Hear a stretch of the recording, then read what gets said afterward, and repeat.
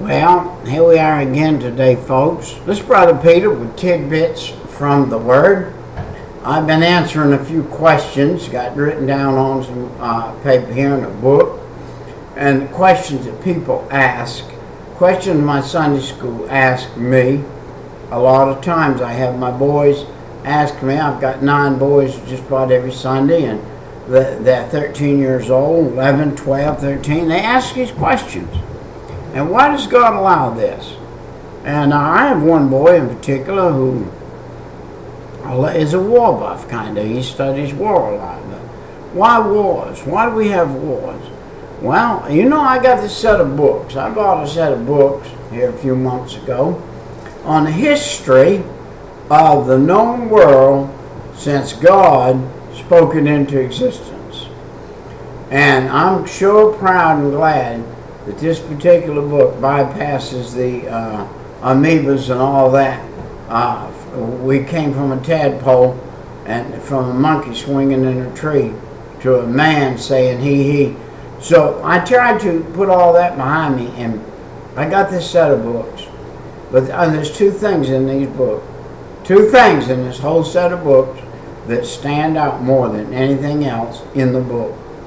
That historically, from day 1 after the Garden of Eden, when Adam sinned, from that day on, there has been wars and rumors of wars.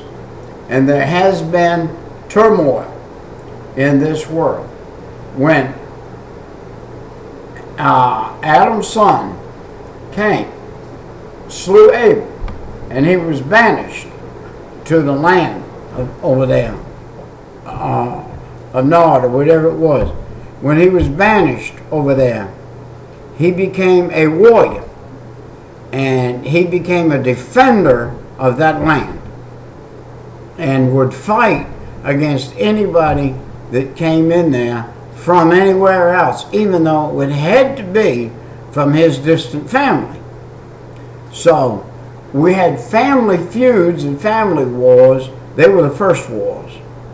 And then as time went on, wars became between people who were spiritually driven, not knowing some of the things that they were doing were wrong.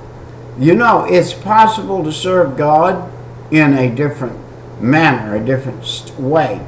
Up into the New Testament, Peter was, I believe, said to God, we were walking around the lake, Lord, and we saw some people on the other side of the lake preaching the word. But they were doing different than we are.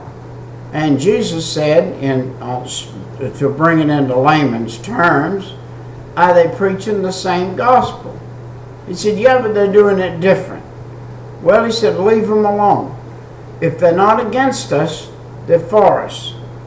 And if we were all alike, we'd be robots. If we all worship the same way, it would be robotically worshipped. So we don't. We worship different ways. We can worship in different, and I don't like using this term, but it's true, denominations. But there are going to be some out of every single solitary denomination. There are going to be some that go to heaven. There are going to be some who are truly born again, who are really Christian. What is the word Christian? The word Christian means Christ-like. There are some that strive to be Christ-like. After Jesus went to the cross, the disciples left him. They all left him. They all fled. They went every direction. You know why? They wanted persecution. They said, hey, they're going to hang us on one of them crosses if they catch us. So even Peter, probably one of the most astute and astounding men in the world in that day, and denied Jesus Christ. He said, I never knew the man. But the girl said, Rhoda, she said, hey, your manner of conversation, or the way you're standing, the way you're living, the way you're not cursing, you're not swearing, you're not doing like these other people, says that you are one of his. He said, and then Peter cursed and swore, and then the cock crowed. See, Peter got weak in the faith for a few minutes. I understand that. I understand it perfectly. And I understand why. This was a time of transition. Their Savior was being hung on a cross. God had a commission for these men. And that commission was to evangelize the whole world with the story and the fact that Jesus Christ was the Savior of the world. And by seeing his own failure, Peter, by seeing his own failure, was able to withstand the pangs and the things that were going to happen to him later on in life. He was going to be able to withstand somebody spitting in his face. He was going to be able to have enough power to walk up to a man when he went in the sanctuary down there and say to the man, hey, I don't have any silver and I ain't got any gold, but what I do have, fella, I'm going to give you. Take up thy bed and walk. He had the power of healing by faith. This is the man that walked on the water. People say, yeah, but he sank. Hey, but listen, he came back up. His faith was renewed even while he was in the midst of the trial. Hey, do you faint in the midst of a trial? Do you sink and not look at the Lord? When you get in a trial, do you say, I'm going to quit church. I'm going to get out. I'm not going back down there to church again. Everybody's looking at me. Everybody's talking about me. Everybody's doing this and that. I got news for you. You probably ain't important enough for everybody to be talking about you. And if they are, it don't make no difference anyway. Talk's cheap. It's between you and God. Between you and God. Between you and God. It was between Peter and the Lord. The Lord said, mind your own business, Peter. Peter's walking along talking to the Lord. And the Lord's telling him some things. And Peter said, what about John? And the Lord said, I'm talking to you, Peter.